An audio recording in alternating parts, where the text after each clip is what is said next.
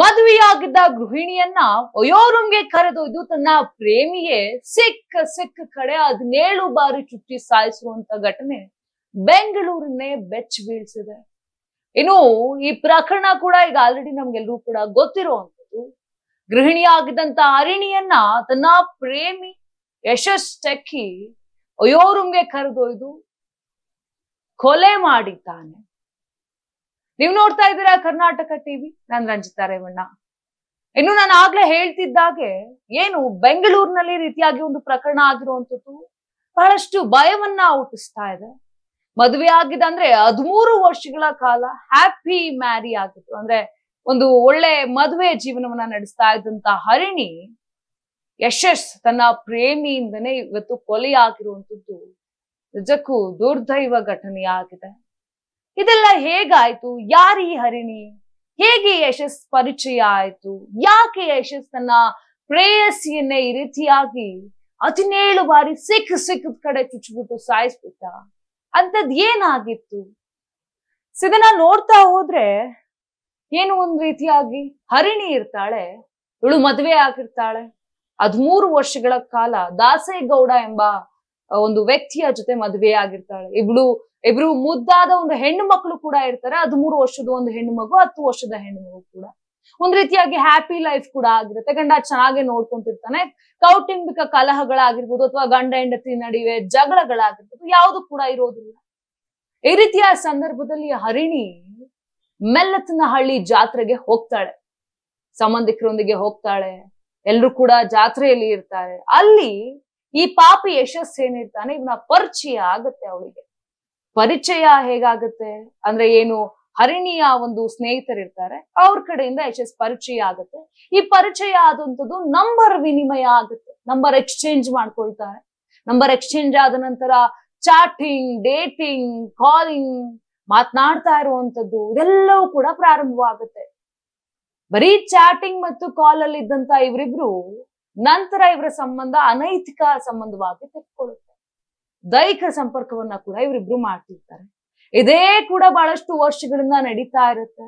ಇನ್ನು ಈ ಬಗ್ಗೆ ಪತಿ ದಾಸೇಗೌಡನಿಗೆ ಬಹಳಷ್ಟು ಅನುಮಾನ ಮೂಡ್ತಿರುತ್ತೆ. ಅನುಮಾನ ಬಂದಾಗ ಏನ್ ಮಾಡ್ತಾರೆ, ಹೆಂಡತಿ ಫೋನ್ ತಗೊಂಡು ಚೆಕ್ ಮಾಡಿದ್ದಾರೆ. ಚೆಕ್ ಮಾಡಿದಾಗ ಗೊತ್ತಾಗಿದ್ದೆ ನನ್ನ ಹೆಂಡತಿಗೆ ಈ ರೀತಿಯಾಗಿ ಒಂದು ಅಕ್ರಮ ಸಂಬಂಧ ಇದೆ ಅಂತ. ಈ ಬಗ್ಗೆ ದಾಸೇಗೌಡ ಹೆಂಡತಿಗೆ ಹೊಡೆಯೋದಾಗಿ, ಬಡಿಯೋದಾಗಿ ಅಥವಾ ಮನೆಯಿಂದ ಆಚೆ ಹಾಕೋದಾಗ್ಲಿ ಯಾವುದು ಕೂಡ ಮಾಡ್ಲಿಲ್ಲ. ಒಳ್ಳೆಯ ಮಾತುಗಳನ್ನ ಹೇಳ್ತಾನೆ. ಇದೆಲ್ಲ ಬೇಕಾ ನಿನಗೆ? ಇದೆಲ್ಲವನ್ನು ಕೂಡ ಬಿಟ್ಬಿಡು, ನಮ್ಗೆ ಮುದ್ದಾದ 2 ಹೆಣ್ಣು ಮಕ್ಳಿದ್ದಾವೆ, ಸಂಸಾರವನ್ನ ಮಾಡ್ಕೊಂಡು ಹೋಗೋಣ. ಈ ರೀತಿಯಾಗಿ ಕಾರವಾಗಿ 1-2 ಮಾತುಗಳನ್ನ ಆಡಿ ಫೋನ್ ಅನ್ನ ಕೂಡ ಕಿತ್ಕೊಂಡಿರ್ತಾರೆ. ಇನ್ನು ಬಹಳಷ್ಟು ದಿನಗಳು ಇದೇ ರೀತಿಯಾಗಿ ಮುಂದುವರಿತಿರುತ್ತೆ. ಇತ್ತ ಫೋನ್ ಇರೋದಿಲ್ಲ ಹರಿಣಿ ಹತ್ರ. ಫೋನ್ ಇಲ್ಲ ಅಂತ ಹೇಳಿದ್ರೆ ಯಶಸ್ನ ಕಾಂಟ್ಯಾಕ್ಟ್ ಮಾಡ್ತಿರೋದಿಲ್ಲ. ಇತ್ತ ಯಶಸ್ ಹುಚ್ಚನಂತ ಆಗ್ತಾನೆ. ಯಾಕೆ ಇವಳು ನನ್ಗೆ ಕಾಂಟ್ಯಾಕ್ಟ್ಗೆ ಸಿಗ್ತಿಲ್ಲ? ಎಷ್ಟು ದಿನ ಮಾತಾಡ್ಕೊಂಡು ಚಾಟಿಂಗ್ ಮಾಡ್ಕೊಂಡಿದ್ದಂತ ಈ ಜೋಡಿ ಏನಿದೆ, ಇದು ಸಡನ್ ಆಗಿ ಒಂದು ಕಡೆ ಇದೆಲ್ಲವೂ ನಿಂತು ಹೋದಾಗ ಯಶಸ್ಗೆ ಏನಾಗುತ್ತೆ, ತಲೆ ಕೆಡತ್ತೆ. ಯಾಕೆ ಇವಳು ನನ್ನ ಜೊತೆ ಮಾತಾಡ್ತಿಲ್ಲ ಅಂತ 1-2 ಬಾರಿ ಮನೆ ಹತ್ರನೂ ಕೂಡ ಬರ್ತಾನೆ. ಮನೆ ಹತ್ರ ಬಂದ್ರು ಕೂಡ ಹರಿಣಿ ಸಿಗೋದಿಲ್ಲ. ಇದೇ ನಿಟ್ಟಿನಲ್ಲಿ ಹುಚ್ಚನಾಗಿರ್ತಾನೆ ಯಶಸ್. ಇನ್ನು ಇತ್ತ ಇವಳು ಏನಿರ್ತಾಳೆ ಹರಿಣಿ, ಈ ಚಾಲಾಕಿ ಮಾಡ್ತಾಳೆ, ಗಂಡನ ಹತ್ರ ಕ್ಷಮೆ ಕೇಳ್ತಾಳೆ. ಇಲ್ಲ, ನಾನು ಮತ್ತೆ ಯಾವತ್ತೂ ಕೂಡ ಈ ರೀತಿ ತಪ್ಪನ್ನ ಮಾಡೋದಿಲ್ಲ, ನನ್ನ ಫೋನ್ ಅನ್ನ ನನಗೆ ವಾಪಸ್ಕೊಡಿ, ನಾನು ಒಳ್ಳೆ ರೀತಿಯಾಗಿರ್ತೀನಿ ಅಂತ. ಒಬ್ಬ ಗಂಡನು ಕೂಡ ನಂಬ್ಕೊಂತಾನೆ. ಇಲ್ಲ, ಹೆಂಡತಿ ಬದ್ಲಾಗಿದ್ದಾಳೆ ಅಂತ ಫೋನ್ ಕೂಡ ಕೊಡ್ತಾನೆ. ಅಷ್ಟಕ್ಕೆ ಸುಮ್ಮನಾದ್ಲ ಇವಳು. ಮತ್ತೆ ಚಾಟಿಂಗ್ ಮಾಡಕ್ ಸ್ಟಾರ್ಟ್ ಮಾಡ್ತಾಳೆ. ಮತ್ತೆ ಅದೇ ಕಾಲ್ ಸ್ಟಾರ್ಟ್ ಆಗತ್ತೆ. ಇನ್ನು ಯಶಸ್ಗೆ ಗೊತ್ತಾಗುತ್ತೆ ಇದೆಲ್ಲವೂ ಒಂದು ಕಡೆ ಮುಗಿಯೋದಕ್ಕೆ ಬಂದಿದೆ, ನನ್ನ ಅರಿಣಿಯ ಸಂಬಂಧ ಎಲ್ಲೋ ಒಂದು ಕಡೆ ಮುಗಿಯೋದಕ್ಕೆ ಬಂದಿದೆ ಅಂತ. ಇದೇ ರೀತಿ ಮಾತನಾಡ್ಬೇಕಿದ್ರೆ ಬಾ, ನಾನ್ ನಿನ್ ಜೊತೆ ಮಾತಾಡ್ಬೇಕು, ನಾನ್ ನಿನ್ ಜೊತೆ ಕೆಲವು ವಿಚಾರಗಳನ್ನ ಮಾತಾಡ್ಬೇಕು, ಇಬ್ರು ಕೂಡ ಸಿಗೋಣ ಅಂತ 2 ದಿನಗಳ ಮಟ್ಟಿಗೆ ಒಂದು ಒಯೋ ರೂಮ್ ಅನ್ನ ಬುಕ್ ಮಾಡಿ ಹರಿಣಿಯನ್ನ ಕರ್ಸ್ಕೊಳ್ತಾನೆ. ಹರಿಣಿ ಬರ್ತಾಳೆ. ನಂತರ ಇಬ್ರು ಕೂಡ ದೈಹಿಕ ಸಂಪರ್ಕವನ್ನ ಮಾಡ್ತಾರೆ. ಅದಾದ ನಂತರ ಯಶಸ್ ತಲೆಯಲ್ಲಿ ಮುಂಚೆನೆ ಫಿಕ್ಸ್ ಆಗೋಗ್ಬಿಟ್ಟಿತ್ತು. ಯಾಕಂತ ಹೇಳಿದ್ರೆ ಪೊಲೀಸರ ತನಿಖೆಯಲ್ಲೂ ಕೂಡ ಇದು ಗೊತ್ತಾಗಿರುವಂತದ್ದು. ಅಂದ್ರೆ ಮುಂಚೆನೆ ಚಾಕುವನ್ನ ಖರೀದಿ ಮಾಡಿ ಇಟ್ಕೊಂಡಿದ್ದ. ಅವನ್ ತಲೆಯಲ್ಲಿ ಇತ್ತು, ನನಗೆ ಸಿಕ್ಕಿಲ್ಲ ಅವಳು ಅಂತ ಹೇಳಿದ್ರೆ ಇನ್ಯಾರಿಗೂ ಕೂಡ ಸಿಗ್ಬಾರ್ದು, ನಾನು ಅವಳ ಸಾಯಿಸ್ತೀನಿ ಅಂತ ಮುಂಚೆನೆ ಪ್ರೀ ಪ್ಲಾನ್ ಮಾಡ್ಕೊಂಡು ಆ ಚಾಕುವನ್ನ ಕೂಡ ತೆಗೆದುಕೊಂಡು ಬಂದಿದ್ದ. ಇನ್ನೇನು ಹರಿಣಿ ಬಂದ್ಲು, ಆಯ್ತು ಸಿಕ್ಕದ ಕಡೆ ಮಾನ ಬಂದಂತೆ. ಹೆದೆಗೆ, ಹೊಟ್ಟೆಗೆ, ಅಂಗಾಂಗಗಳಿಗೂ 17 ಬಾರಿ ಚುಚ್ಚಿ ಬಹಳಷ್ಟು ಕ್ರೂರವಾಗಿ ಅವಳನ್ನ ಸಾಯಿಸ್ತಾನೆ. ಅವನು ಒಂದು ಹೇಳಿಕೆ ಕೂಡ ಕೊಟ್ಟಿದ್ದಾನೆ, ನನಗೆ ಸಿಗದವಳು ಬೇರೆ ಯಾರಿಗೂ ಕೂಡ ಸಿಗ್ಬಾರ್ದಿತ್ತು, ನಾನು ಅದಕ್ಕೆ ಸಾಯಿಸ್ತೆ ಅಂತ. ಈ ಯಶಸ್ ಕೊಲೆ ಮಾಡಿದ ನಂತರ ಸುಮ್ಮನಾಗ್ತಾನ, ತನ್ನ ಮನೆಗೆ ಹೋಗ್ತಾನೆ, ಮನೇಲಿ ಸ್ವಲ್ಪ ಸಮಯ ಕಳೀತಾನೆ. ನಂತರ ಇಲ್ಲ, ನಾನು ಪೊಲೀಸರಿಗೆ ಸರೆಂಡರ್ ಆಗ್ಬಿಡ್ಲಾ ಅಂದ್ಬಿಟ್ಟು ಕೆಂಗೇರಿ ಪೊಲೀಸರಿಗೆ ಫೋನ್ ಮಾಡ್ತಾನೆ. ಫೋನ್ ಮಾಡಿ ಈ ರೀತಿ ಮಾಡಿದ್ದೀನಿ ಅಂತಾನು ಕೂಡ ಹೇಳ್ತಾನೆ. ನಂತರ ಆತ್ಮಹತ್ಯೆ ಪ್ರಯತ್ನವೂ ಕೂಡ ಮಾಡ್ತಾನೆ. ಅಂದ್ರೆ ಅವನು ಕೂಡ ಚುಚ್ಕೊಳ್ಳೋದಕ್ಕೆ ಪ್ರಯತ್ನ ಪಡ್ತಾನೆ. ಅಷ್ಟರಲ್ಲಿ ಪೊಲೀಸರು ಅಲ್ಲಿಗೆ ಹೋಗ್ತಾರೆ, ಅವನನ್ನ ಆಸ್ಪತ್ರೆಗೂ ಕೂಡ ಸೇರಿಸ್ತಾರೆ. ಈಗ ಆಲ್ರೆಡಿ ಬಂಧನ ಕೂಡ ಮಾಡ್ಲಾಗಿದೆ. ಎಷ್ಟು ಕ್ರೂರತನದಿಂದ ಅಥವಾ ಯಾವ ಮನಸ್ಥಿತಿಯಿಂದ ಈ ರೀತಿಯಾಗಿ ಮಾಡ್ತಾ. ಈಗ ಸದ್ಯ ಏನು ಆರೋಪಿ ಇದ್ದಾನೆ ಅವನಿಗೆ ಅರೆಸ್ಟ್ ಕೂಡ ಆಗಿದ್ದಾನೆ. ಅರೆಸ್ಟ್ ಆದ್ರೂ ಕೂಡ ಈ ಗೃಹಿಣಿ ಆ 13 ವರ್ಷ ಅಂದ್ರೆ 13 ವರ್ಷದ ಮತ್ತು 10 ವರ್ಷದ ಮಕ್ಕಳನ್ನು ಕೂಡ ಅವಳು ನೋಡ್ಲಿಲ್ಲ.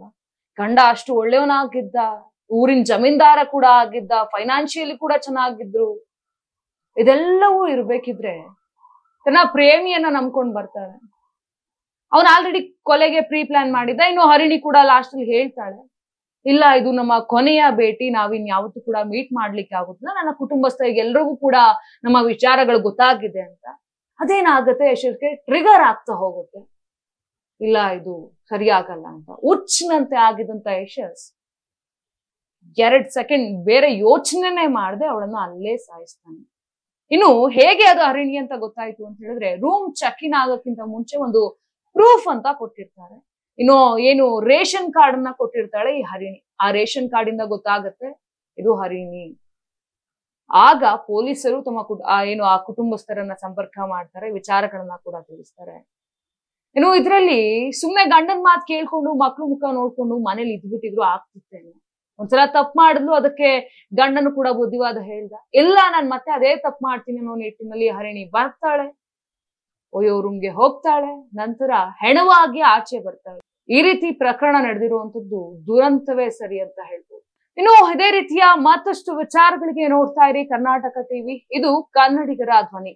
ನಾನು 86 kg ಇದ್ದವಳು 71 kg ಬಂದಿದ್ದೀನಿ. ವಯಸ್ಸಾದ್ಮೇಲೆ ಸ್ಮಾರ್ಟ್ ಆಗಿ ಕಾಣ್ತೀರಾ ಅಂದ್ರೆ ಜಿನ್ನಿ. 126 kg ವೇಟ್ ಇದ್ದು ನಾವು ಈಗ 114 kg ಲೆಕ್ಕ ಬಂದಿದ್ದೀವಿ. ಯಾವುದೇ ಸೈಡ್ ಎಫೆಕ್ಟ್ ಆಗಿಲ್ಲ. 84ರಿಂದ 50 kg ಬಂದೆ, ಆಮೇಲೆ ಸಣ್ಣಗೆ ಫಿಟ್ ಆಗಿದ್ದೀನಿ. ಅದಕ್ಕೆ ನಾನು ಯೂಸ್ ಮಾಡ್ತಾ ಇರೋದು ಜೀನಿ ಸ್ಲಿಮ್. ನಾನು 86 kg ಇದ್ದವಳು 71 kg ಬಂದಿದ್ದೀನಿ. ವಯಸ್ಸಾದ್ಮೇಲೆ ಸ್ಮಾರ್ಟ್ ಆಗಿ ಕಾಣ್ತೀರಾ ಅಂದ್ರೆ ಜಿನ್ನಿ. 126 kg ವೇಟ್ ಇದ್ದು ನಾವು ಈಗ 114 kg ಲೆಕ್ಕ ಬಂದಿದ್ದೀವಿ. ಯಾವುದೇ ಸೈಡ್ ಎಫೆಕ್ಟ್ ಆಗಿಲ್ಲ. 84ರಿಂದ 50 kg ಬಂದೆ, ಆಮೇಲೆ ಸಣ್ಣಗೆ ಫಿಟ್ ಆಗಿದ್ದೀನಿ. ಅದಕ್ಕೆ ನಾನು ಯೂಸ್ ಮಾಡ್ತಾ ಇರೋದು ಜೀನಿ ಸ್ಲಿಮ್. ಬೆಂಗಳೂರಿನ ಸಮಗ್ರ ಸುದ್ದಿಗಾಗಿ ನೋಡಿ ಕರ್ನಾಟಕ ಟಿವಿ ಬೆಂಗಳೂರು.